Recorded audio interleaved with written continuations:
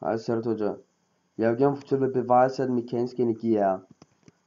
Den mekaniske energi har formlen EMEG lige med Ekin plus EPAD. Som I kan se formlen her, som jeg lige har markeret. Og summen af kinetisk energi og potentiel energi kaldes mekanisk energi. Genstanden påvirkes af tyngdekraften, og i et isoleret system er den mekaniske energi konstant, da ydre kræfter ikke udfører arbejde på genstanden.